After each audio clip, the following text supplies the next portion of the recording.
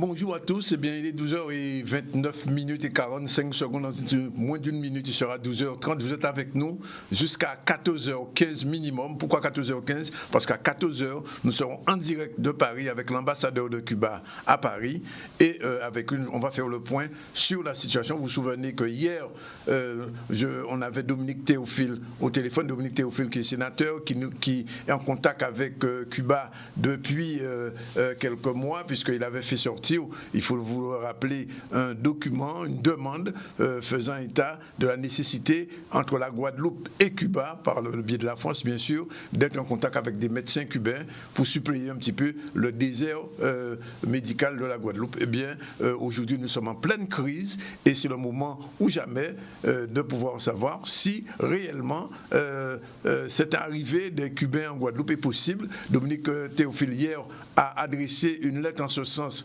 au président de la République française Emmanuel Macron. Il n'a pas encore la réponse, mais nous avons choisi justement d'interroger l'ambassadeur de Cuba à Paris et savoir exactement ce qui est possible, ce qui ne l'est pas. Dans un instant, pour l'heure, nous allons faire le point avec le SPEG, syndicat du personnel de l'éducation, avec son secrétaire général, monsieur Mirval, que nous avons en ligne dans un instant. Ensuite, nous irons faire un petit tour du côté d'une coach, puisque vous le savez, avec le confinement, beaucoup de gens se posent des questions, comment vivre ce confinement, ça n'a pas toujours évident pour tout le monde, et donc Eliane Ranguet-Molza sera avec nous dans un instant. Un peu plus tard, hommage aussi à un grand disparu, c'est le deuxième musicien africain mort en moins d'une semaine à cause du corona. Cette fois-ci, l'autre jour, c'était Aulus Mabélé, cette fois, c'est Manu Dibango qui a joué en Guadeloupe et que des musiciens guadeloupéens connaissent, puisque Claude Vamur de Kassab a joué avec Manu Dibango,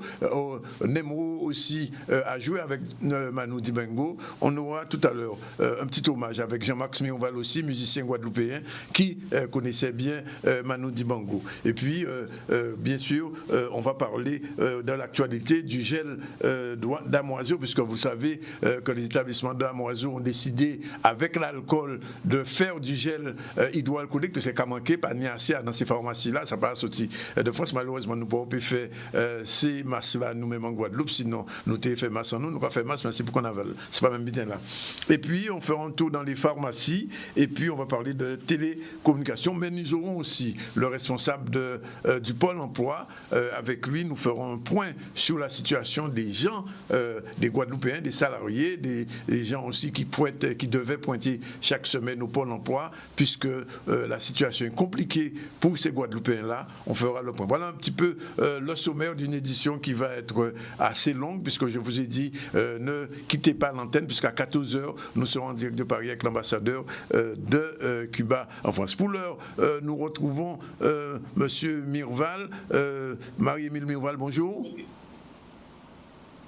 Allô, Marie-Émile Mirval? Oui? Oui, je t'entends. Bon, alors voilà, la question est très simple, puisque les élèves guadeloupéens des collèges, des lycées, mais aussi des classes primaires sont privés d'enseignants en face à face, et un certain nombre de dispositifs ont été mis en place de télé-enseignement, nous dit-on, mais j'ai des retours de parents qui ne sont pas du tout satisfaits. Alors vous, représentant secrétaire général du SPEG, qu'est-ce que vous pouvez dire à ces parents qui nous écoutent?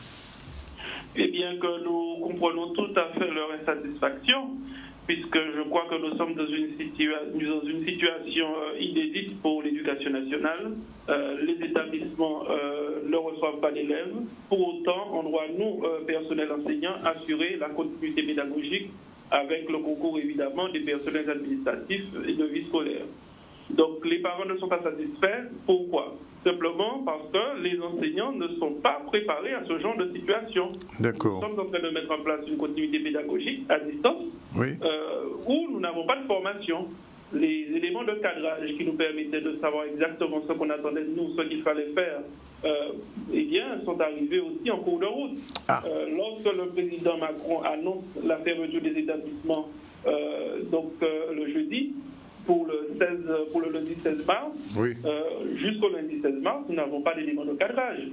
Il a fallu attendre le mardi pour avoir les éléments. Mais entre-temps, les enseignants ne sont pas restés assis les bras croisés non plus. Eh bien, ils ont pris les devants, ils ont mis en place certains dispositifs sur les plateformes existantes au premier degré comme Benelu, d'autres plateformes comme Pronote au second degré. Oui.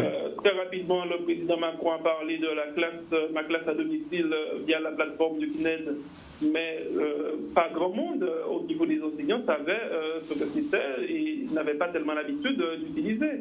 Donc il a fallu découvrir cette nouvelle plateforme, voir un peu comment ça fonctionne. Et très tôt aussi, il nous est apparu qu'il y avait quand même quelques soucis sur cette plateforme-là en matière de sécurité. Sécurité de la vie privée, sécurité et respect même de l'intégrité des personnels aussi. Parce qu'effectivement, c'est une plateforme qui n'était pas sécurisée, qui était ouverte. Donc, c'est un lien que les élèves pouvaient utiliser, qu'ils pouvaient transmettre à d'autres.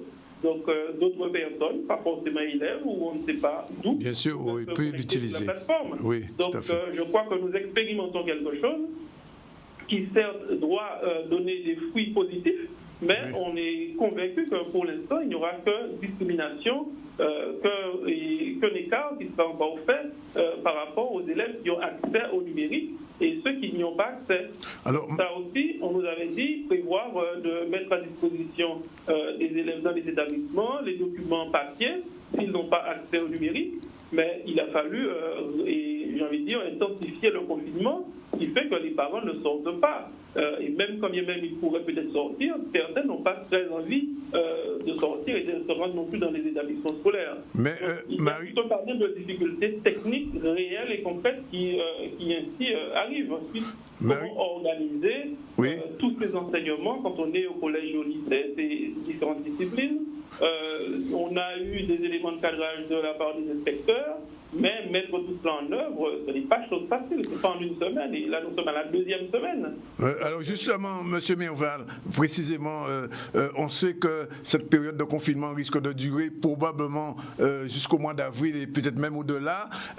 Est-ce qu'on peut dire aujourd'hui que progressivement les enseignants vont être, j'ai envie de dire, rodés au système mis en place par le gouvernement et le ministère de l'Éducation nationale français? Je pense qu'il ne faut pas se leurrer. La distance prise actuellement pour des raisons de nécessité, de santé entre les élèves et les personnels enseignants, n'est pas profitable. L'éducation ne peut pas se concevoir ainsi. Donc, évidemment, il nous faut du présentiel. Évidemment, il nous faut être en face des élèves. Évidemment, lorsque cette phase de confinement s'achèvera, il faudra faire un point, j'ai envie de dire un diagnostic pour savoir quels sont les élèves, quelles ont été leurs difficultés. C'est vrai que sur certaines plateformes, nous n'avons pas le retour des parents ou des élèves pour nous dire voilà, on a bien reçu les documents, mais ça ne veut pas forcément dire que les élèves n'ont pas reçu, n'ont pas travaillé à la maison. Parfois, ils n'ont pas réussi à rentrer en contact via les plateformes avec nous, ou d'autres raisons encore. Donc, nous ne pouvons pas, pour l'instant, prédire de ce qui va se passer. Mais nous savons déjà qu'il va y avoir des précautions à prendre lorsqu'il va falloir réouvrir ces établissements. Ce système-là qui nous écarte de nos élèves, évidemment, c'est pas le meilleur des systèmes, c'est une évidence. Qui pourrait croire que la classe à domicile, à distance, serait la meilleure des choses, la meilleure façon d'assurer l'égalité. Il n'y a pas d'égalité dans ce système-là tel qu'il existe. Parce que, évidemment, nous avions déjà des problèmes d'inégalité sociale face à l'école, eh bien, ça ne peut que s'amplifier. Mais alors, ça signifie que, par exemple, on prend le cas des élèves du lycée, que le bac qui se profile à l'horizon du mois de mai-juin, il y aura des difficultés même pour cet examen? J'ai presque envie de dire, évidemment, il y aura des difficultés. C'est évident qu'on a des difficultés. C'est évident que ce n'est pas si simple non plus de faire un bilan scolaire pour ces élèves avec cette rupture que nous avons. Oui. Donc, c'est pas si simple que ça. Le ministre envisage des solutions. Je pense qu'ils sont encore à l'étude. Mais lui-même, je pense qu'il ne sait pas encore très clairement ce qu'il va faire. Il annonce une prochaine réouverture, si tout va bien, entre guillemets, si le confinement a porté ses fruits pour éradiquer l'ampleur de l'épidémie, eh bien, il envisage éventuellement vers le 4 mai que tout soit terminé, que d'ici le 5 mai, que tout le monde retourne dans les établissements scolaires. Oui. Mais vous imaginez, au mois de mai. Oui. Au mois de mai. Ça veut dire qu'on peut imaginer que les vacances scolaires du mois de juillet peut-être peuvent être repoussées aussi. C'est une possibilité. Mais j'ai presque envie de dire, au niveau du bureau du ministre, tout est envisageable. Oui. Nous, personnels qui sommes, j'ai envie de dire, toujours au travail, puisque nous sommes chez nous, mais nous assurons cette continuité pédagogique avec des difficultés. Oui. On n'en disponible pas, mais j'ai envie de dire, nous n'avons pas et nous n'arrêtons pas le travail. Il est fait à distance, mais nous n'arrêtons pas. Donc, effectivement, lui, il doit aussi y réfléchir. Comment faire en sorte de pouvoir assurer peut-être une continuité des enseignements en présentiel sur des périodes de vacances scolaires, alors qu'en réalité, les personnels n'ont jamais arrêté. Donc ça, c'est quelque chose qu'il va falloir se poser comme question. Grosse problématique. Grosse problématique. C'est une très grosse problématique. Merci pour l'instant, Marie-Émile Mirval. Il n'est pas sûr qu'on n'ait pas à vous recontacter dans les jours qui viennent pour faire le point s'il y a des avancées ou si les choses s'améliorent. De toute manière, comme on dit, nous restons en contact. Mais pas de problème. J'entends qu'elle expecte toujours qu'à répondre président là où nous qu'à parler des problématiques à l'éducation en Guadeloupe. Nous qui est là. Ok, merci Marie-Émile Mirval. 12h40.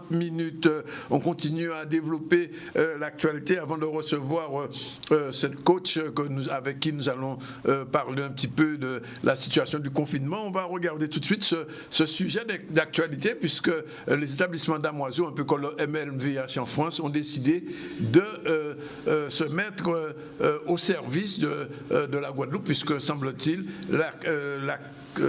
l'alcool va être utilisé, l'alcool du rhum va être utilisé pour pratiquer ou essayer en tout cas de faire du gel hydroalcoolique. On regarde ce sujet et on revient vers vous tout à l'heure avec Madame Eliane Molza.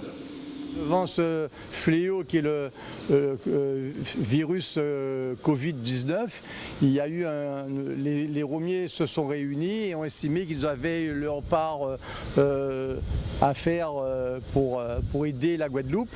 Et donc nous avons décidé d'offrir via la préfecture 10 000 litres d'alcool à 96 degrés pour pouvoir permettre l'élaboration de gel hydroalcoolique par une société à Jarry et à Saint-François. À Jarry c'est Prochimie et à Saint-François c'est M. Vargas qui, je crois que la boîte s'appelle Odélie. Et donc le but c'est que le plus tôt possible on puisse produire ce gel de façon à ce que les services de l'administration, ça veut dire les pompiers, les infirmiers, etc., puissent se protéger parce que ce sont eux les premiers touchés, aussi bien d'ailleurs que les caissières de la grande distribution. Et ensuite une partie qui sera distribuée par les pharmacies pour pouvoir permettre aux Guadeloupéens de se protéger le mieux possible. Oui, c'est une prise en charge de toutes les distilleries et sucreries de la Guadeloupe et de Marie-Galante. On s'est tous réunis par email, on a échangé et puis le but c'était de dire il faut que les producteurs apportent leur solidarité quand il y a des difficultés. Les quantités, Dieu merci, elles sont déjà en stock, donc c'est pas un problème. Nous, demain matin, la préfecture nous dit vous livrez ces 10 000 litres à Prochimie ou ailleurs, nous les livrons. Ça se fait, le temps d'organiser, trouver le camion, le temps d'avoir le camion, la citerne, de mettre l'alcool dedans et de le livrer. Le but quand même c'est d'éliminer ce virus le plus tôt possible. Le but n'est pas de vivre toute notre vie avec. Donc nous espérons que grâce à ça, ça va permettre de clarifier ou de protéger mieux les gens et que si les gens suivent le confinement, donc c'est pour ça que j'arrête pas de dire confinez-vous, restez à l'intérieur de chez vous. Moi je ne suis sorti qu'une fois depuis samedi 14, juste pour aller acheter au supermarché et chez le vendeur de légumes, mes légumes et ce qui me manquait à la maison pour pouvoir me nourrir, parce que l'être humain, il faut quand même qu'on continue de se nourrir. Mais voilà, il faut rester enfermé, il faut absolument, c'est le seul moyen que nous connaissons actuellement pour juguler ce fléau, donc respectons-le. Mais en espérant que ce gel hydroalcoolique sera très vite disponible parce que nous avons véritablement besoin, les soignants, mais aussi les Guadeloupéens de tous les jours, pour pouvoir se laver les mains, se nettoyer. Nous avons dit ça, servir avec savon, pas sortir souvent, pas sortir du tout, si on n'a rien à faire. De toute manière, c'est mon dollar des royaumes qui a veillé, et là, il n'y a aucun besoin, c'est 135 €, vous aurez aussi tout de suite. Donc, si j'en ai 135 €, l'État français, sorti, mais respirer que ceux qui comprennent ça, parce que pas sorti, ça veut dire aussi c'est éviter virus. Proposé. On a tout de suite en lionnage au téléphone Madame Molza, Madame Eliane Molza Ranguin, qui est coach guadeloupéenne. Et donc, Madame Molza, merci de nous répondre en direct en tant que coach. J'ai envie de vous poser la question, que peut faire un coach pendant cette période?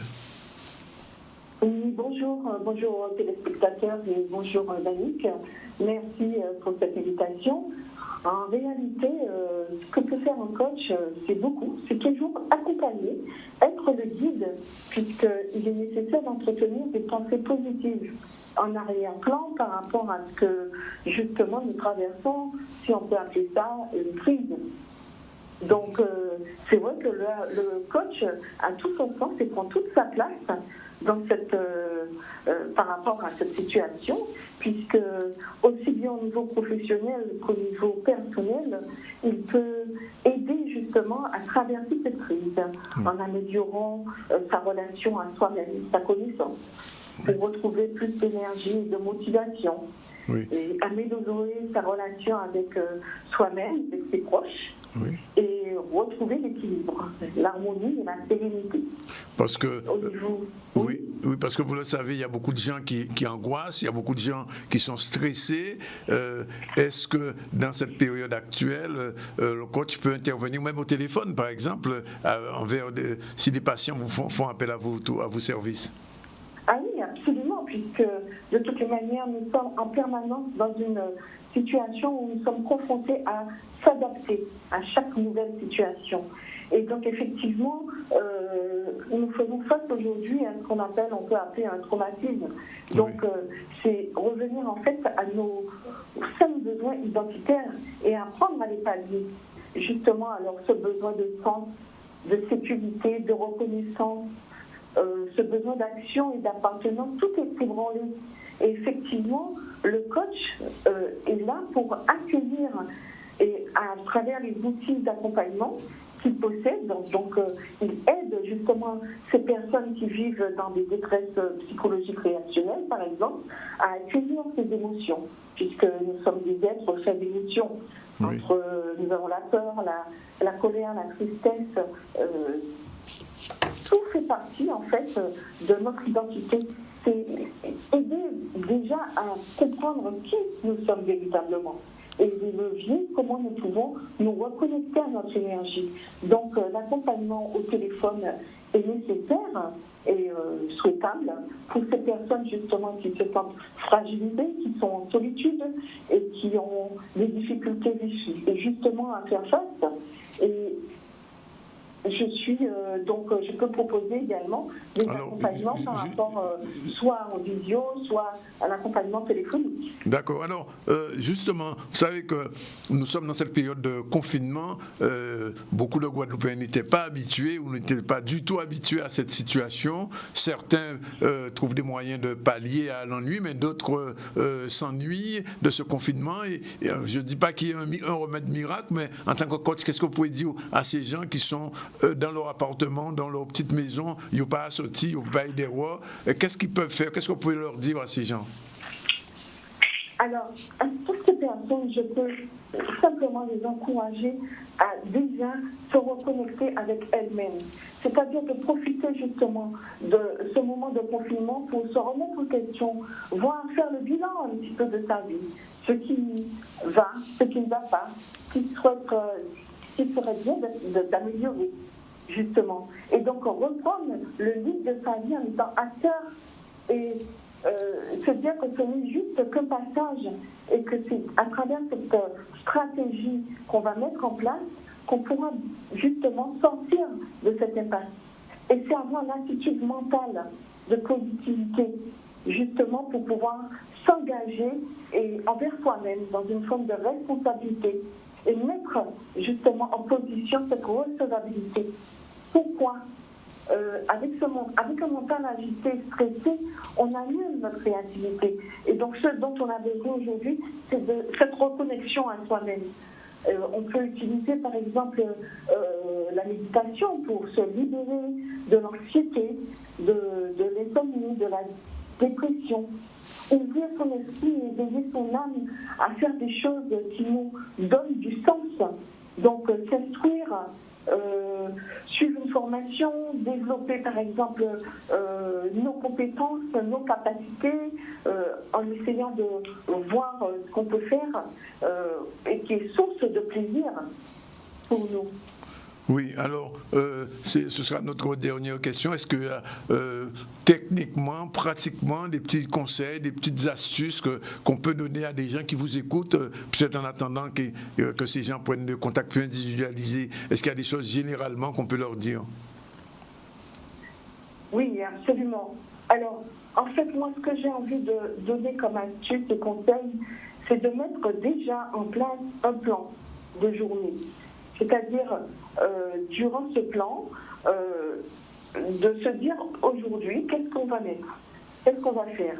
Une partie pour de la méditation, une partie pour la communication envers moi, envers mes enfants, la famille, apprendre à instaurer.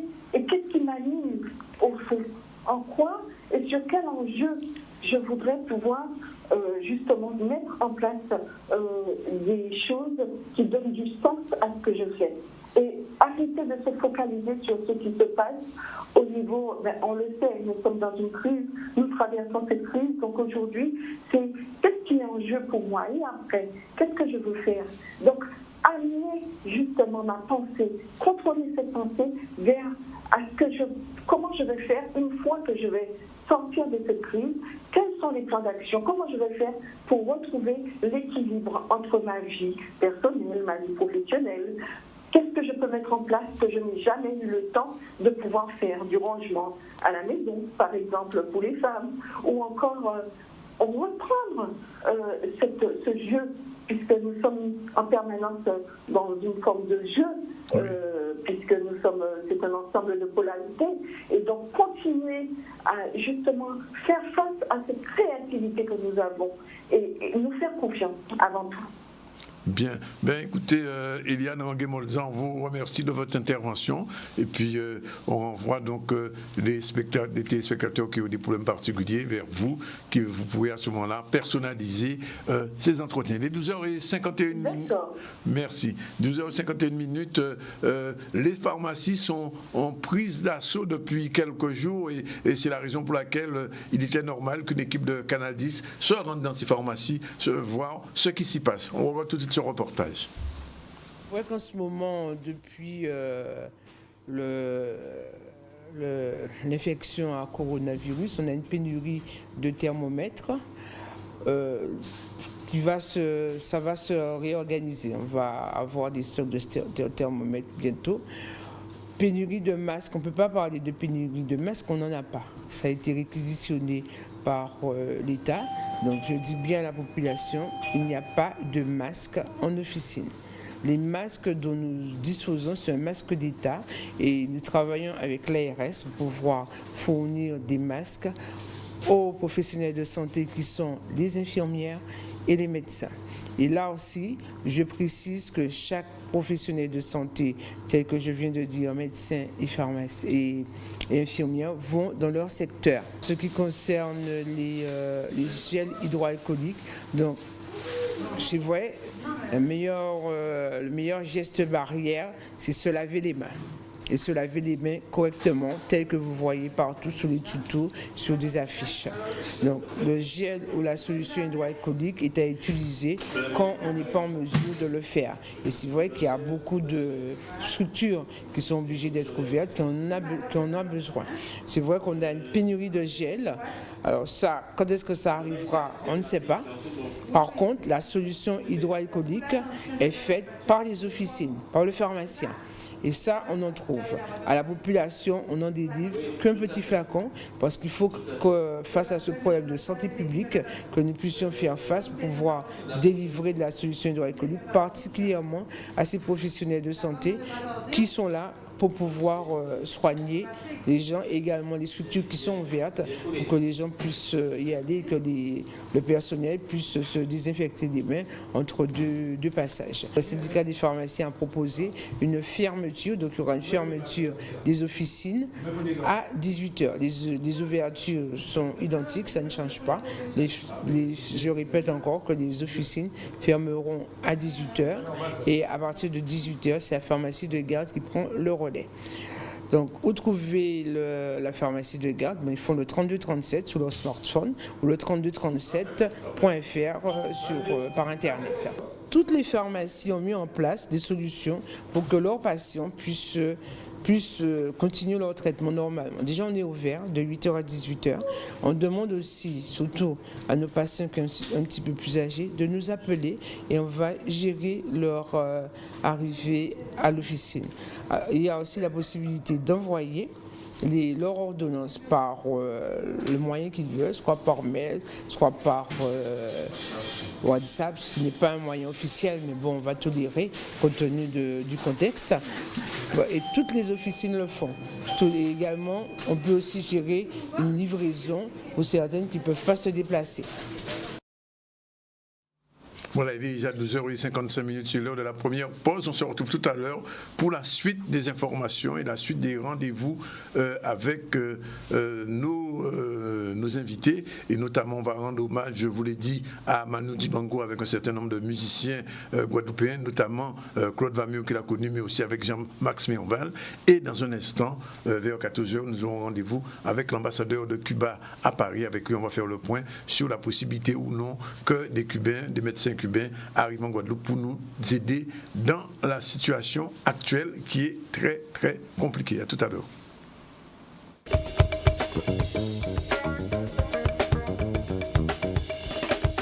Voilà, il est 13h02 dans le ZCL News en direct de Radio Tension et de C10 FM, mais aussi en direct de Canal 10 et sur les réseaux, sur le Facebook. Alors, on va entrer tout de suite en contact avec le directeur général du Pôle emploi pour la Guadeloupe et les îles du Nord, M. Olivier Paul Voisin. Il est en ligne déjà, je pense, oui. Est-ce qu'il est déjà en ligne, M. Paul Voisin, du Pôle emploi? Je pense que je vois avec la technique, ça y est, il est en ligne. Oui, voilà. Monsieur Olivier Paul Voisin, bonjour. Oui, bonjour. Alors, bien évidemment, nous ne recevons plus de personnes en direct sur les plateaux. C'est la raison pour laquelle nous vous recevons au téléphone. Mais les problèmes que vous avez à évoquer avec nous sont importants. D'abord, quelle est la situation des gens qui sont affiliés à Pôle emploi en ce moment, vu qu'ils n'ont pas la possibilité physiquement de se rendre sur place? Tout d'abord, merci de donner l'occasion de nous exprimer sur l'antenne de Canal 10 et de partager avec vous les services que nous maintenons actuellement sur le réseau Pôle emploi grâce à la mobilisation de plus de 200 télétravailleurs qui sont effectivement aujourd'hui équipés sur notre réseau Guadeloupe-Saint-Martin et qui assurent la continuité de service. Donc nos agences sont désormais complètement fermées et nous travaillons avec la mobilisation de managers et de conseillers, plus de 200 télétravailleurs qui sont aujourd'hui équipés à leur domicile et qui assurent une continuité de service pour les usagers et les recruteurs chez l'entreprise. Alors, du point de vue pratique, on sait déjà que les salariés qui étaient en perte de droits à la fin du mois de mars, je crois que Pôle emploi a décidé d'étendre leurs possibilités. Alors, par rapport aux demandeurs d'emploi qui étaient indemnisés et concernés par une fin de droit au mois de mars, effectivement, une disposition nationale nous permet ici également de pouvoir prolonger leurs droits pour le mois d'avril. Donc cela concerne aussi bien les personnes indemnisées sur le régime général, l'allocation de retour à l'emploi. Cela concerne également les personnes qui étaient en fin de droit d'allocation spécifique solidarité. Et cela concerne également les demandeurs d'emploi qui étaient indemnisés dans le cadre de la CSP. Donc dans ces trois catégories-là, fin mars, vous actualisez, on va y revenir effectivement comme d'habitude, et nous allons prolonger vos droits sans aucune démarche supplémentaire. Bien, alors, autre chose, c'est bien sûr les demandeurs d'emploi, ils n'ont plus à pointer, ils peuvent le faire en ligne, je crois. Alors, je vais rappeler un petit peu les modes de contact en règle générale qu'il faut utiliser désormais. Nous avons donc le téléphone avec le 3949 qui vous propose plusieurs fils et de choix une fois que vous êtes connecté, dont l'actualisation qui peut se faire en ligne. Donc ça, c'est le 3949 pour les demandeurs d'emploi. Nous avons également pour les chefs d'entreprise, les recruteurs, le 3995 qui lui aussi est actif. Juste pour vous donner un ordre d'idée, depuis le début de la crise du Covid-19 pour la Guadeloupe, mes équipes de télétravailleurs ont traité plus de 1200 appels la semaine dernière. Ah, quand même. Donc nous avons des sollicitations et nous tenons le cap et nous tenons effectivement la ligne pour répondre à ces sollicitations. Donc 1200 appels traités à distance par les télétravailleurs du réseau Pôle emploi Guadeloupe et Saint-Martin la semaine dernière. Donc le premier canal, le 3949 et le 3995 pour les entreprises. Ensuite, nous avons un système de mail.net qui est accessible à partir de l'espace personnel. Vous avez la capacité de partager une petite vidéo de démonstration d'antenne que j'ai partagée à vos équipes. Tout à fait. Elle montre bien toutes nos applications et tous nos services. Et là, ce mail aboutit automatiquement sur votre agence de compétences. Et là aussi, nous traitons chaque jour toutes les demandes en ligne via ce système de mail. Alors, Internet, c'est aussi l'application pour s'actualiser, bien entendu. Et nous encourageons, effectivement, la majorité des actualisations se font désormais via cet espace personnel par Internet. Et c'est là que nous recommandons principalement de s'actualiser à partir du 28 mars jusqu'à la mi-avril. Bien sûr. Alors, une dernière question. Nous sommes dans une période de crise épidémiologique. Alors, est-ce que dans le personnel de santé, il y a des demandes de recrutement en ce moment, puisque nous savons qu'il y a des personnels qui sont malades ou qui peuvent être défaillants? Comment ça peut se traiter rapidement? Alors vous avez raison de le dire, aujourd'hui les équipes de Pôle emploi, elles sont mobilisées bien sûr au service des demandeurs d'emploi, mais nous avons aussi une task force qui est opérationnelle pour accompagner tous les secteurs prioritaires, quels qu'ils soient, tous ceux qui doivent assurer pour l'économie guadeloupéenne une continuité de service. Vous avez évoqué la santé, vous avez évoqué aussi tout ce qui est logistique au niveau alimentaire, etc. Tous ces secteurs-là, via le 3995, peuvent nous solliciter. À date et à aujourd'hui, sur le secteur de la santé, nous n'avons pas de sollicitation massive pour le moment, mais je réitère notre offre de service en appui aux professionnels avec les équipes de conseillers entreprises. Bien. Écoutez, monsieur Pelvoisin, on vous remercie pour cette première intervention, mais ce ne sera sûrement pas la dernière, puisque la crise va durer et probablement nous aurons à revenir avec vous pour pouvoir faire un point d'ici quelques jours. Oui, je suis vraiment partant pour pouvoir avoir ce type d'échange régulièrement avec vous, puisque, bien entendu, au fur et à mesure que nous sécurisons tous nos services de premier niveau, nous pourrons aussi aborder des sujets comme la formation à distance, des centres de formation à titre gratuit, voire onéreux. Sur la Guadeloupe propose des services que nous pouvons activer pendant cette période de confinement sur demande des demandeurs d'emploi et leur permettre de valoriser cette séquence pour développer leurs compétences et se mettre encore en position plus forte demain à la reprise pour travailler. Bien, écoutez, on vous remercie. On va tout de suite jeter un œil sur une vidéo démonstrative justement qui permettront aux Guadeloupéens qui regardent cette émission en ce moment d'être un peu mieux informés. On regarde. Merci à vous et vos équipes. Je vous en prie. Des applis pour vous faire gagner du temps. Pôle emploi s'est mis en 4 pour vous accompagner partout et tout le temps dans vos démarches et votre recherche d'emploi. Vous êtes inscrit comme demandeur d'emploi? Gérez toutes vos démarches avec l'application Mon Espace. Vous pouvez échanger avec Pôle emploi via votre messagerie. Actualisez votre situation mensuelle.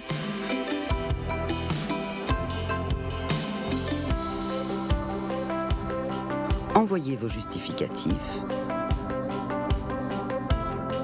Accédez à vos attestations.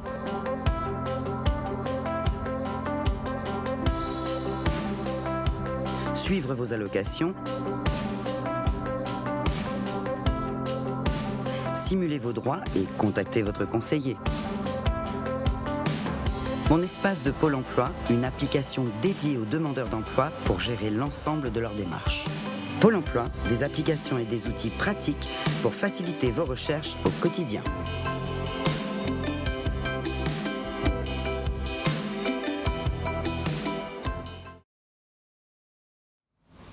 il y a au moins un titre que l'ensemble des Guadeloupéens doivent connaître, c'est celui-là, Sol Makossa. Sol Makossa a été fait il y a quelques années par Manu Dibango. Manu Dibango, c'était ce grand musicien camerounais qu'on a eu l'occasion de voir en Guadeloupe. D'ailleurs, il y a eu il y a quelque temps une petite polémique avec Michael Jackson sur un titre qui semble-t-il avait été un petit peu piraté, pompé par Michael Jackson.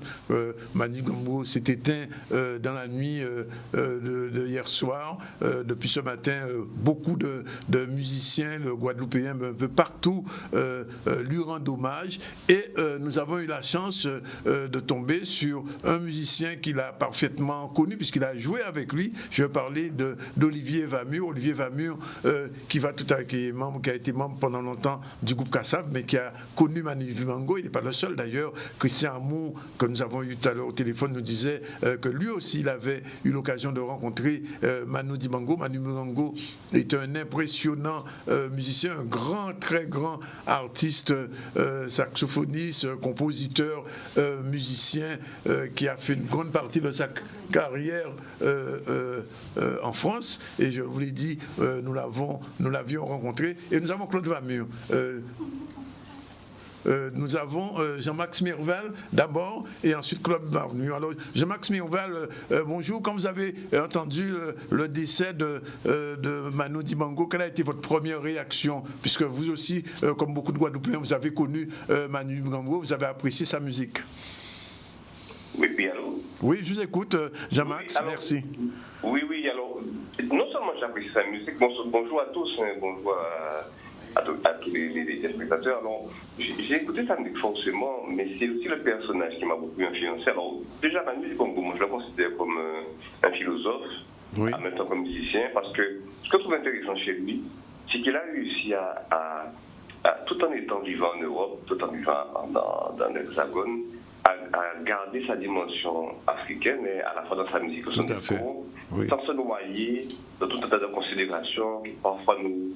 Mais il y a beaucoup d'Africains antillais, qui sont sur le territoire occidental, le territoire européen. On a l'impression que ça dilue un peu la dimension, la tâche qu'ils ont à leur pays, à leur continent.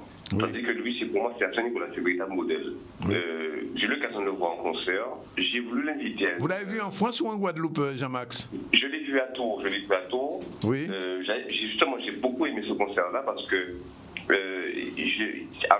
il est très connu pour son titre, son Makossa, mais en même temps, il s'est servi de ce succès-là pour faire connaître la culture de son pays, la culture du Cameroun, et en même temps avec une dimension humaniste très flagrante, parce qu'on a toujours senti qu'il n'y a pas eu de dimension de fermeture. C'est-à-dire que les Camerounais, certes, fiers d'être Camerounais, propageant la culture du Cameroun, mais très à l'aise aussi avec le fait de faire des échanges, avec le fait de s'intégrer, de procéder de la même manière que la culture ailleurs. Oui. J'ai vraiment beaucoup aimé ça. Oui, c'est vrai. Je ne sais pas si vous avez été informé de cette petite polémique qu'il y a eu avec Michael Jackson à un moment. Ah, bien sûr. Tout le monde a su ça. J'ai suivi ça à l'époque. Alors, moi, en même temps, c'est des choses qui sont à double tranchant. De mon point de vue, le fait que Michael Jackson prenne une petite séquence de son Makossa veut dire qu'il souligne la dimension internationale du personnage Manu Dibango, d'une part, et en même temps, peut-être alors pour certains, un peu de manque de respect, parce que ça peut se faire dans les règles. C'est-à-dire qu'il aurait pu utiliser cette partie-là, en même temps signaler qu'il s'agissait d'une proposition de Manu Dibango. Oui, c'est ça. C'est que pour moi, ça montre, si besoin est encore la dimension du personnage, pour être comme ça, plagié, si on le peut dire comme ça, par un personnage comme Michael Jackson, ça veut dire comment le personnage était reconnu. Qui reconnaît son talent. C'est vrai que Manu Dibango avait un talent immense. On va le regretter. Il va beaucoup manquer à la musique africaine et à la musique mondiale. Et puis surtout, d'autant plus sensible à Manu Dibango qu'il faut savoir que Manu Dibango, à un moment de sa vie, était pianiste. Et ça fait partie des instruments qu'il a exercé dans les canobars. Après, il était mis au saxophone. Mais c'est vraiment quelqu'un qui, pour moi, sa démarche me parle énormément. Parce que c'est quelqu'un qui a su respecter la tradition de son pays, tout en gardant l'ouverture. Et vous comprenez très bien pourquoi ça me parle forcément. Donc c'est vraiment quelqu'un que je vais. Ça m'a beaucoup touché. De toute façon, ça m'a beaucoup touché. Oui. Et forcément, ça m'a encore plus. Et c'est quelqu'un, de toute façon, et ça c'est l'avantage des grands, c'est qu'en fait, ils ne meurent pas vraiment réellement, en fait. Absolument pas. Oui. Voilà. Et surtout en matière de musique, monde pas mort. La semaine dernière, c'était Oulus Mabélé. Cette fois-ci, c'est Manu Dibango. On espère que les musiciens guadeloupéens, peut-être l'année prochaine, puisque là, nous en confinement, feront un hommage à ce musicien, cet immense musicien camerounais. Moi, je dis que de son. Alors, ce qui me concerne, à l'époque où j'étais à la radio, j'ai eu l'occasion de diffuser plusieurs de ces titres, parce qu'il faut savoir aussi que Manu Dibango, parce que pour moi, un hommage aussi, c'est diffuser la musique quand les gens sont vivants. Ah ben oui. Parce qu'il faut savoir que Manu Dibango aussi a interprété de la biguine, et j'ai l'occasion de diffuser un titre, Parfum des îles, d'Édouard Marie-Épin. Oui. Là, il a fait une interprétation très très jolie. J'invite tous les téléspectateurs à regarder sur les réseaux sociaux, parce que ce titre, on peut le trouver sur YouTube. Oui. Une version, il y a d'autres, mais il a joué d'autres begins, mais celle-là en particulier, ce type de Marie-Épin. Marie-Épin. Ça s'appelle Parfum des îles. Oui, Parfum des îles. Il existe une version magistrale de beaucoup de sensibilité, oui. Et on sent que. Alors, il y a d'autres titres aussi que il y a une Begin qu'il a dû même écrire lui-même, oui. Mais on sent qu'il n'avait aucun problème justement à s'approprier ces choses-là aussi, parce qu'il considérait qu'elles étaient siennes en fait. Voilà. Eh bien, Jean-Max Mirval, merci de cette intervention. Tout à l'heure, on va retrouver Claude Vamiou qui a joué avec lui. Mais pour l'instant, on va regarder un petit extrait d'un petit tube de Manu Dibango. C'est tout de suite. Ah, merci.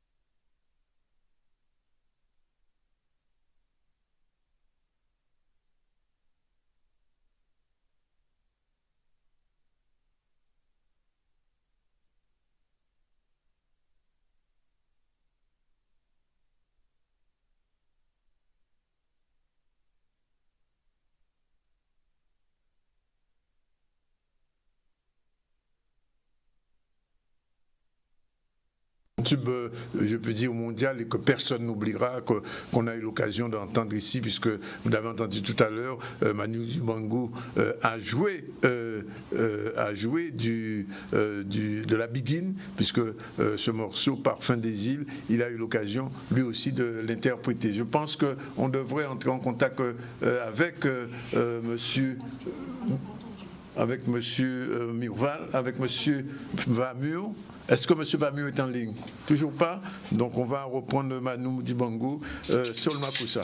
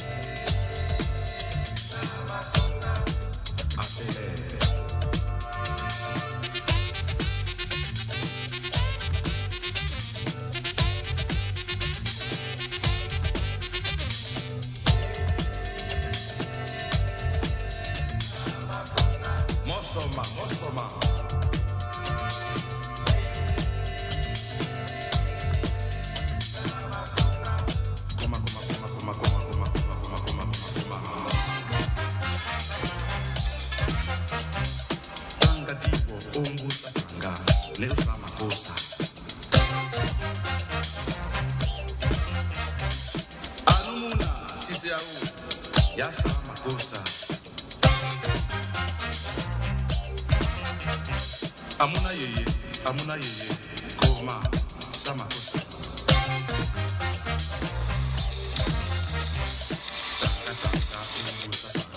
Nessa makosa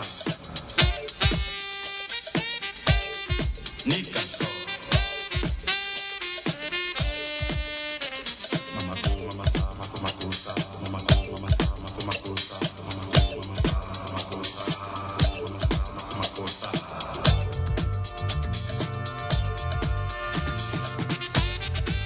Right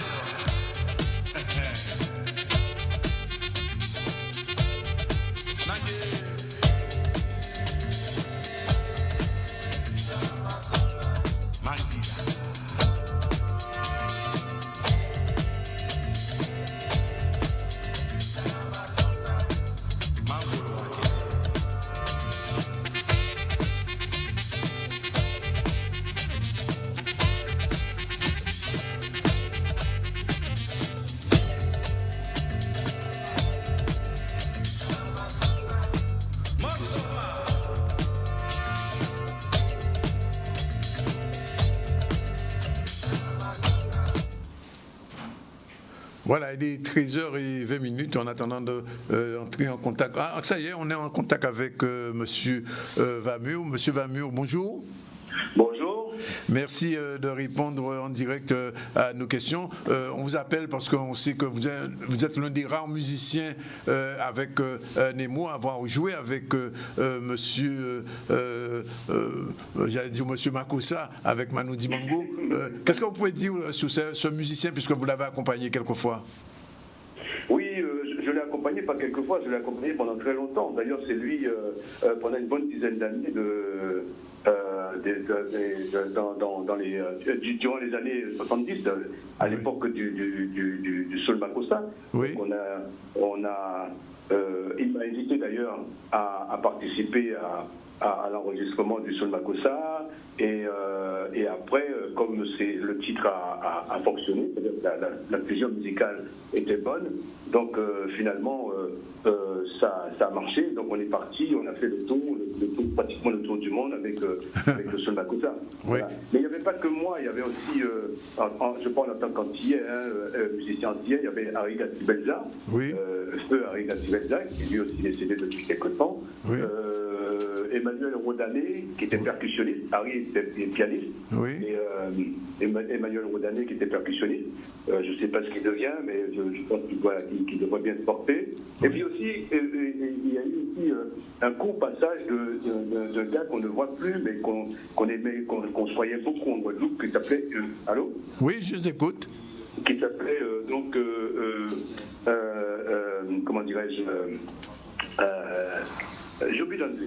Voilà. D'accord. Alors, juste deux mots, Olivier Vamur. Quel homme il était, Claude Vamur, pas Olivier, Claude Vamur. Quel homme il était, Manu Dibango? Mais Manu, c'était un gars très généreux. C'était un gars qui avait beaucoup de... qui était très orgueilleux aussi, donc qui se laissait pas du tout abattre. Donc oui. C'était un vrai guerrier. Comme on dit au Cameroun de façon générale, pour les footballeurs sont les lions indomptables. Mais lui aussi, je pense qu'il avait cette trempe de battant. Oui. Donc c'était un gars assez fort. En plus il n'a jamais été malade véritablement pour avoir quelques petites grippes comme ça. Je suppose que ça, ce qui lui est arrivé, et là aussi rapidement et aussi fulgurant, c'est que son organisme était fatigué. Il avait 86 ans quand même. Il avait 86 ans, oui. Voilà. Oui. Et donc par conséquent il n'a pas pu tenir, parce qu'en fait j'ai eu je continue parce que parce que depuis ce matin je suis sans mots, je ne sais pas du tout quoi dire, je suis vraiment pas, je suis sans mots. Alors l'occasion m'est donnée de parler, donc écoutez, je parle un petit peu. Allez-y. Voilà. Alors donc j'avais eu sa fille qui m'expliquait il y a 2 jours qu'en fait qu'il se reposait en toute sérénité, c'est-à-dire qu'il n'y avait pas eu de pronostic vital, quoi, je vais dire de négatif en tout cas. Donc il se reposait tranquillement et voilà qu'il se battait, mais ça irait en principe. Et tout d'un coup, je crois que ça a dégénéré et puis voilà. Donc c'est la évidemment, la mort c'est la vie c'est la mort. Oui, bien sûr. Malheureusement. Oui. Du point de vue, puisque vous avez joué, tourné avec lui, comment ça se passait en général avec Manu? Ben, écoutez, ça se passait comme ça se passe avec tous les groupes, c'est-à-dire qu'on était, à l'époque aussi justement, moi je me lançais dans la carrière professionnelle. En fait, je me lançais, je ne sais pas si je me lançais, mais c'est lui qui m'a découvert, oui. C'est lui qui est venu, qui est passé dans un club un jour et qui m'a trouvé que mon jeu pouvait l'intéresser, oui. Et donc il m'a invité à venir au studio. Et donc je suis parti au studio et en fait j'ai compris que j'ai appris comment ça se passait dans le contexte professionnel, effectivement, au niveau des productions, au niveau de l'organisation des prestations, en fait tout le staff qu'il y avait autour. Donc Manu était comme un patriarche en fait, oui. qui gérait tout ça de façon très posée, avec beaucoup de sourires, beaucoup d'emphase en fait. Donc il donnait à chacun la possibilité de s'éclater, de s'exprimer, et il ne brimait personne. Il ne brimait personne. Alors, oui, tout à l'heure, j'ai eu Jean-Max Mirval qui me disait, et je l'ai appris en direct dans l'émission, que Manu Dibango s'était intéressé à la bigging et qu'il a même joué un morceau d'Édouard Mariépin qui s'appelle Parfum des îles, qu'on va écouter tout à l'heure à la fin de l'émission. Est-ce que vous le saviez? Tout à fait. Il avait un goût assez prononcé pour la bigging, parce qu'il trouvait un peu la construction des bebop, en fait, du bebop de l'époque. Il trouvait ça, et il trouvait aussi que des musiciens comme Mabonzi, comme Émilie Antil, c'était des particuliers, vraiment des personnes avec une inspiration particulière. Et je crois que Manu aussi a voulu quelque part enrichir beaucoup disons cette culture musicale qui viendrait de nos aïeux, c'est-à-dire autant de l'Afrique que des Antilles. Donc il avait cette espèce il était dans ce sas-là, dans cet espace-là. C'est-à-dire qu'il était africain, après il a été l'euro-africain, mais aussi il avait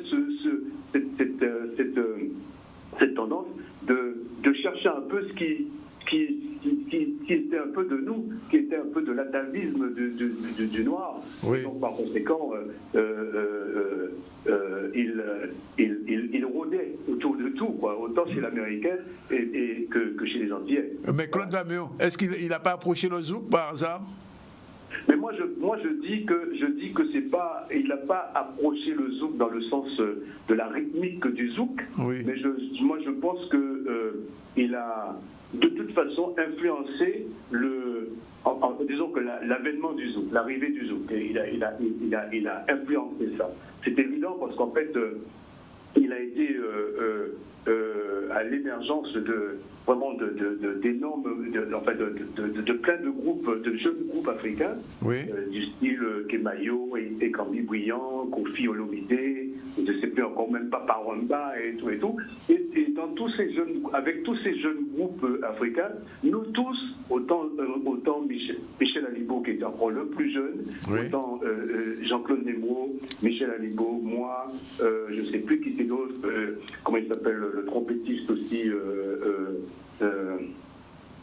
Richard Dessieux, oui, on tournait autour de Manu et on jouait avec tous ces jeunes africains, donc tous ces jeunes groupes africains. Donc quelque part il y avait donc il y avait donc l'envie, enfin, il ne pensait pas ça, mais en tout cas, ça a permis justement l'éclosion de tout ça, parce que c'était un bouillonnement, encore, voilà, un vrai bouillonnement. Et quand ça va être arrivé un petit peu plus tard, je pense que de toute façon, il y a eu une influence, il a eu une part d'influence dans ce phénomène. Claude Vamieux, ce dernier mot, est-ce que vous avez joué avec lui au Hall des Sports de Pointe-à-Pitre, non? Oui, mais j'étais, je suis revenu, quand il est passé en Guadeloupe pour la première fois, dans la tournée Soul Makossa, justement, la tournée qui était partie des États-Unis, on avait rencontré, comment dirais-je, la Pania All-Star et tout ça. Donc c'était d'une réputation extraordinaire. Donc on est arrivé en Guadeloupe pour jouer au Hall des Sports, et au Hall des Sports qui n'était pas le Hall des Sports là où il est en ce moment, c'était côté de Bergevin, un peu par là.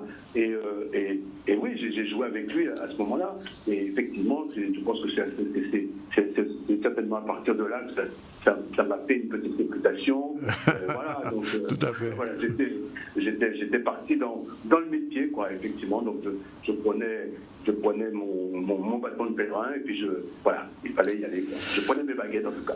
Voilà, merci en tout cas Claude Vamieux pour ce témoignage exclusif et important sur Manu Dibango, que vous avez connu, accompagné pendant une dizaine d'années, et les Guadeloupéens vont se souvenir, et j'ai promis qu'à la fin de l'émission, on va écouter un extrait d'une musique, d'une Begin, interprétée par Marie Pin, et aussi avec Manu Dibango.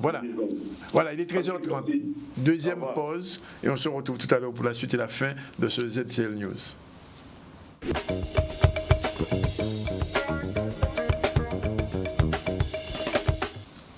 Je vous rappelle que vous êtes en direct du ZCL News, il est exactement 13h34. On a déjà beaucoup parlé, beaucoup fait parler des gens. Alors, il y a une petite polémique qui circule sur les réseaux, un petit peu partout depuis 2 jours, concerne l'utilisation de médicaments, un médicament qui s'appelle la chloroquine. Alors, je ne sais pas si vous êtes au courant de cette polémique, puisque le gouvernement français hésite, semble-t-il, à utiliser ce médicament. Pourquoi? On va le savoir très prochainement, puisque il y a un professeur de médecine qui s'appelle professeur Raoult, Didier Raoult exactement, qui se trouve à Marseille. Il est un petit peu particulier, ce professeur de médecine, puisque il a fait un test sur 25 patients en utilisant la chloroquine pour pouvoir soigner cette maladie, le Covid-19. Et sur cette question-là, on sent que le gouvernement français n'est pas très chaud partisan. Alors, il faut savoir une chose, c'est que derrière, bien sûr, toute cette affaire, il y a la création de vaccins. Voilà, il y a la création de vaccins, et vous pensez bien que les grands centres pharmaceutiques français sont intéressés par la création de ce vaccin. Si vaccin il y a, parce que aujourd'hui, comme on vous l'a dit, il y a près d'1 milliard de personnes qui sont infectées ou touchées ou qui risquent d'être touchées par Covid-19. Et si ce vaccin, bien sûr, était validé, était créé d'abord, était validé, eh bien, la personne ou le groupe pharmaceutique qui pourrait le distribuer sur la terre entière en tirerait pas mal de profit. C'est peut-être cette question-là qui n'a pas encore été réellement résolue. Alors, le gouvernement français vacille, comme on a dit, Kabigidi, oui ou non, faut-il utiliser la chloroquine ou pas? Et donc, je vais vous lire un petit extrait, un court extrait d'une interview de Didier Raoult. Je ne sais pas si on va pouvoir voir sa photo en direct de ZCL. Alors, on lui pose la question. Le gouvernement français a autorisé un essai clinique de grande ampleur pour tester l'effet de la chloroquine sur le coronavirus. C'est important pour vous d'avoir obtenu cela?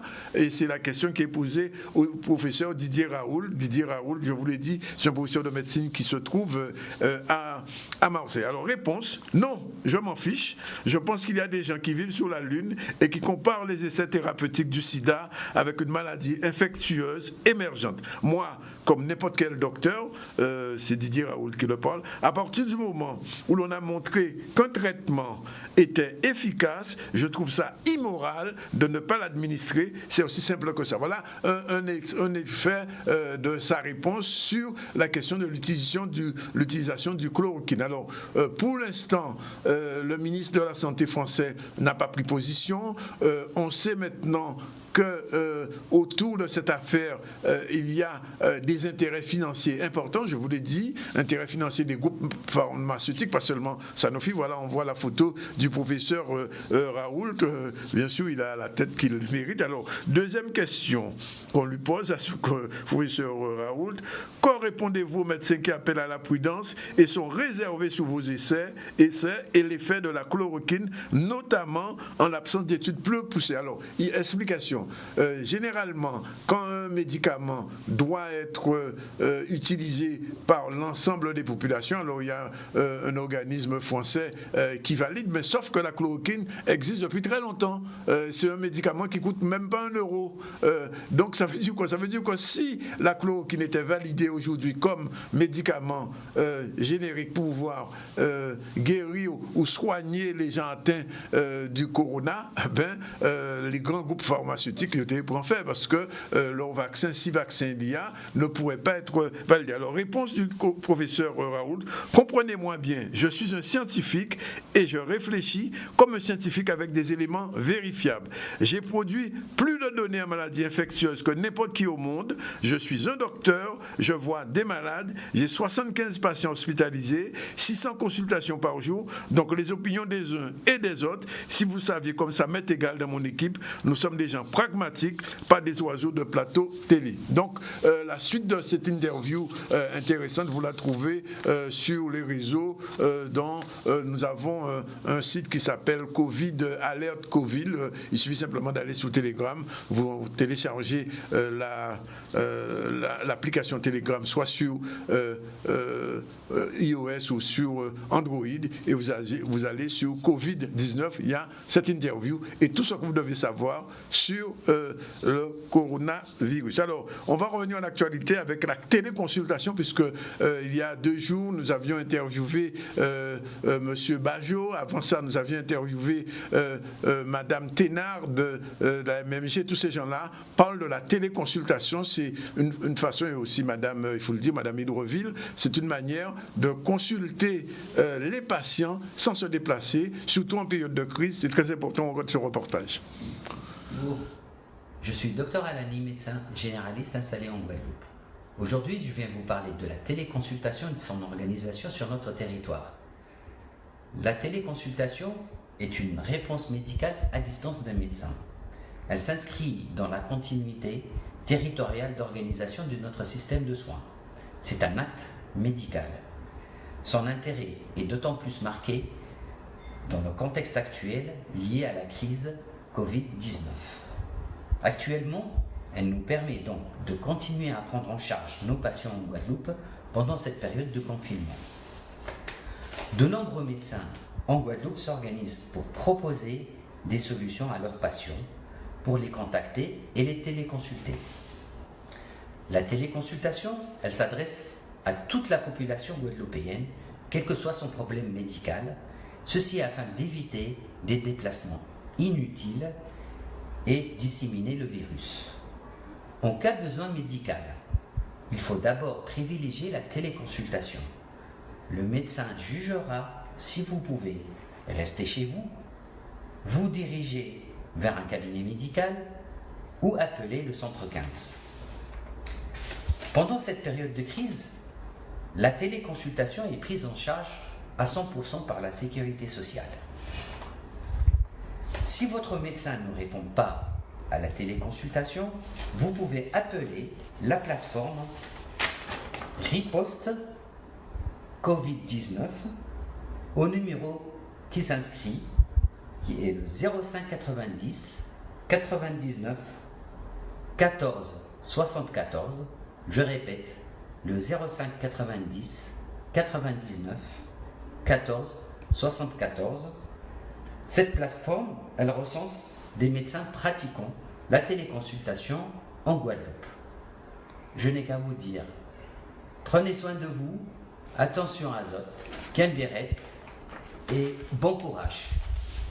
Voilà, deux petites informations pratiques. Alors, Air France informe ses clients que suite aux mesures de restriction imposées au transport aérien, le programme des vols pour la semaine du 23 au 29, c'est-à-dire à partir de hier jusqu'à la fin de la semaine, à destination de Paris. Alors, un vol quotidien AF 793 à 21h10. 21h10, un vol pour la Fort-de-France AF 841 à 19h10, hormis le lundi qui maintient 2 vols, et le vol pour Cayenne, 3 vols les mardis, jeudi et samedi à 19h. Destination des vols du réseau régional Caraïbes, un vol par semaine de la Guadeloupe vers Cayenne via Fort-de-France aller-retour, le mardi comme aujourd'hui, à 13h30, mais déjà parti. Un autre à 14h45 dans un instant, un autre pour Cayenne à 18h55 et un nouveau vol à 20h50 pour Fort-de-France. Bien sûr, vous avez la possibilité d'aller sur www.airfrance, attaché airfrance.mq ou airfrance www.airfrance.gp pour la Guadeloupe et airfrance.gf pour la Guyane, ou alors téléphone aussi dans vos habituels, les endroits habituellement où vous téléphonez, c'est-à-dire 06 90 14 75 87. Autre information pratique. Suite à l'arrivée prise par les élus de Marie-Galante le 16 mars et avec l'aide de la région Guadeloupe, nous avions tenté d'organiser une rotation avec une compagnie privée afin d'assurer la continuité des soins pour les malades obligés de se rendre au CHU. C'est Mme Marie Zetzol, présidente de la communauté des communes de Marie-Galante, qui parle. Elle précise, cependant, lorsque l'état d'urgence sanitaire a été voté dimanche dernier, dimanche 22, nous avons suggéré le jour même au sous-préfet, M. Jumez, la réquisition d'une compagnie aérienne comme le prévoit les textes en la circonstance. C'est donc la compagnie Air Antilles qui assurera la desserte, parce que hier Air Antilles avait dit qu'il n'assurait plus aucun vol. Retour au rétropédalage, Air Antilles assurera la desserte de Marie-Galante 2 fois par semaine, le mardi, aujourd'hui et le vendredi. Nous sommes satisfaits d'avoir été entendus et rappelons que ces rotations aériennes ne concernent que les personnes autorisées dans le cadre du confinement. Je parle de Marie-Galante. Alors, je rappelle, 2 fois par semaine, le mardi et le vendredi, avec Air Antilles pour se rendre de Marie-Galante à la Guadeloupe, de la Guadeloupe à Marie-Galante.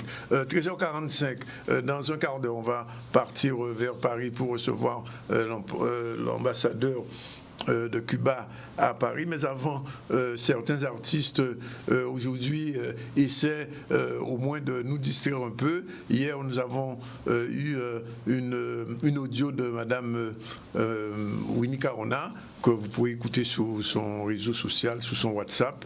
Elle l'envoie à diverses personnes. C'est une musique qui accompagne un petit peu le stress et l'angoisse des boîtes de pain. Cette fois, c'est une vidéo de Luc Hubert Sigeau, un petit avec son numéro habituel. Je vous laisse regarder. Belle belle, reprise. Faut nous préparer pour nous parer. Aïe Sobo. Nous parer. Faut nous préparer pour nous parer. Belle belle, 1, 2, 3. Faut nous préparer pour nous parer. Aïe Solo. Faut nous préparer pour nous parer. Allez crier Charlie Machelin pour lui cogner Calabayo en reprise. Faut nous préparer pour nous parer. Allez crier Charlie Machelin pour lui cogner Calabayo en reprise. Faut nous préparer pour nous parer. Allez crier Grifo Manger pour lui jouer Saxo Bayo en reprise. Faut nous préparer pour nous parer. Si jamais demain après en deuxième temps sur un rivet, faut nous parer. Faut nous préparer pour nous parer. Si jamais demain après prendre les peurs déjà qu'à 10 bateaux bloqués. Faut nous préparer pour nous parer. Si jamais demain après qu'on le père déjà qu'à 10 bateaux bloqués. Faut nous préparer pour nous parer. Si jamais demain après manger danger pas qu'arriver, faut nous manger. Faut nous préparer pour nous parer. Si poser demain après tirer qui t'est fini, faut nous manger. Faut nous préparer pour nous parer.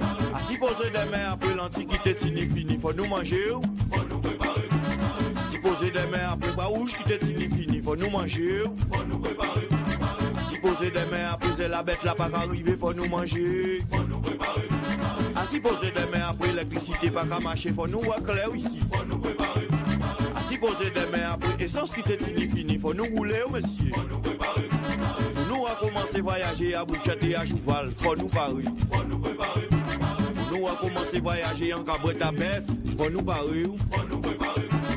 Nous a commencé à marcher main dans la main qu'on est marron, faut nous parer. Nous a commencé à marcher main dans la main qu'on est marron, faut nous parer. Si j'en mets des mains après robinet, l'argent vient bloqué, faut nous parer. Si j'en mets des mains après l'auto jaune n'a pas qu'arriver, faut nous parer. Ou si poser des mains après allocation pas qu'à tomber, faut nous parer. Si poser des mains après allocation pas qu'à tomber, faut nous parer. Si poser des mains après joie Rémi pas qu'à arriver, faut nous parer. Si poser des mains après tous les mandats débloqués, faut nous parer.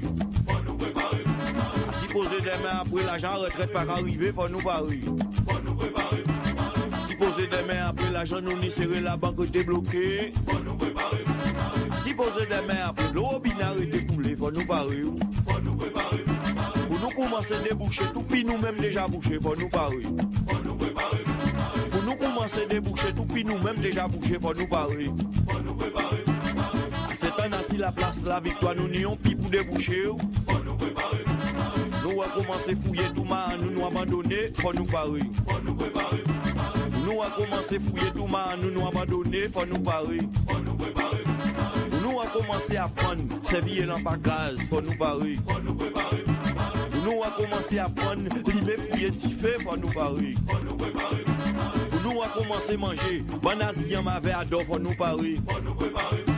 Nous avons commencé à manger, banana patate et malanga, faut nous parer. Nous avons commencé à manger couilles à faire les avocats, faut nous parer.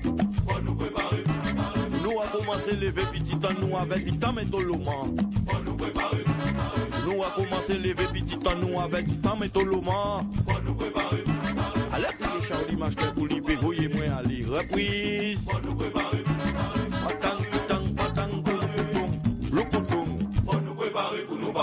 On maman qui on maman même qui arrive à abandonner petit taille les affaires mêlées. Ah, puis faut raison, belle-mère.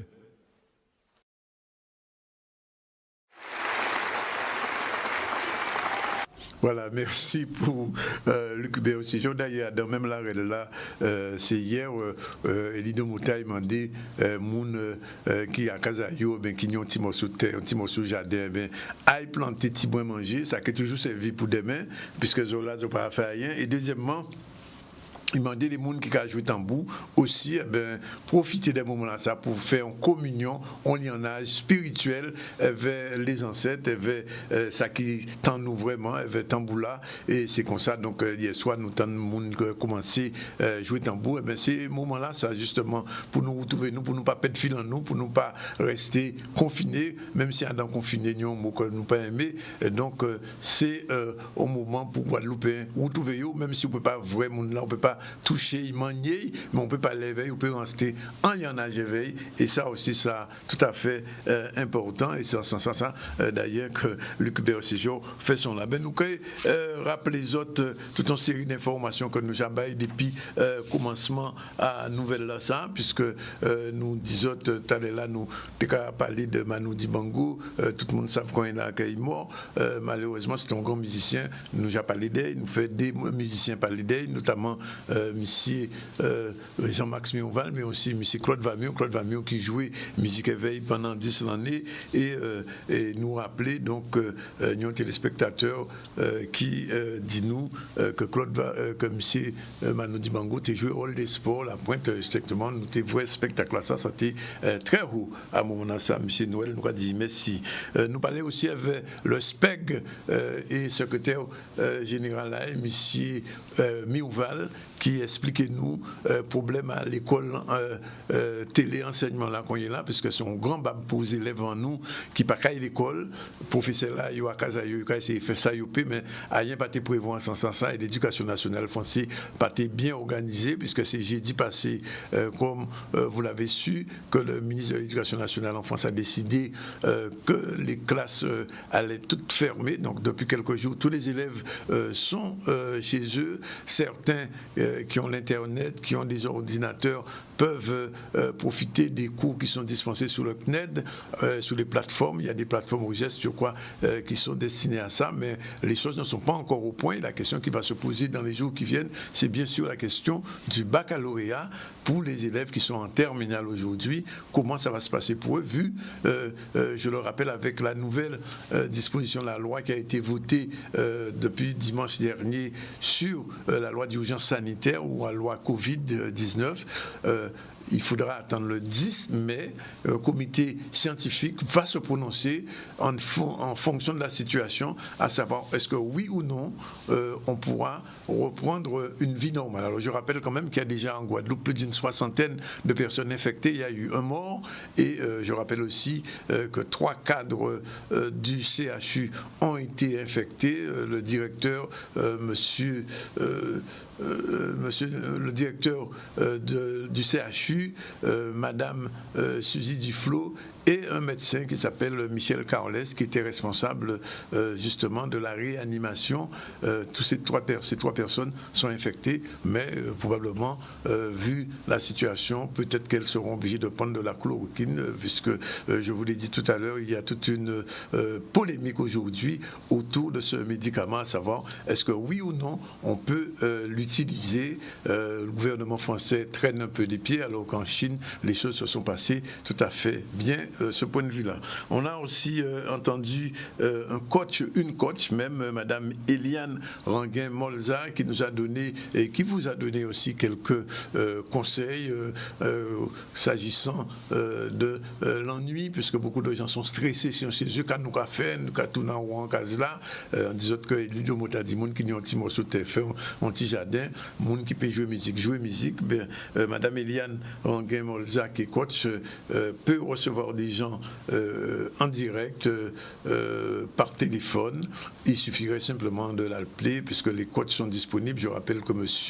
Mathiasien, qui était venu ici aussi, et coach, et tous ces coachs-là sont disponibles pour essayer de vous aider à décompresser, parce que c'est la situation en ce moment, c'est le décompressement, et c'est ce qui est le plus difficile. Voilà, et puis on a fait un petit point aussi sur la téléconsultation. Alors, je vous l'avais dit en fin d'émission, avant de pouvoir discuter avec l'ambassadeur de Cuba depuis Paris, on allait prendre une petite nouvelle pause musicale avec Manu Dibango, dans une biguine qu'on va écouter, puisque c'était pas une vidéo, ça s'appelle Parfum des îles, et c'est Édouard Marie-Pin, qui était à l'époque un grand jazzman et beginner guadeloupéen, qui était au piano. On regarde et on écoute un peu cette musique, on peut dire fusionnelle, entre un Africain camerounais, Manu Dibango, décédé depuis cette nuit, et un autre musicien guadeloupéen, Édouard Marie-Pin, qui était un grand beginner. On regarde et on écoute.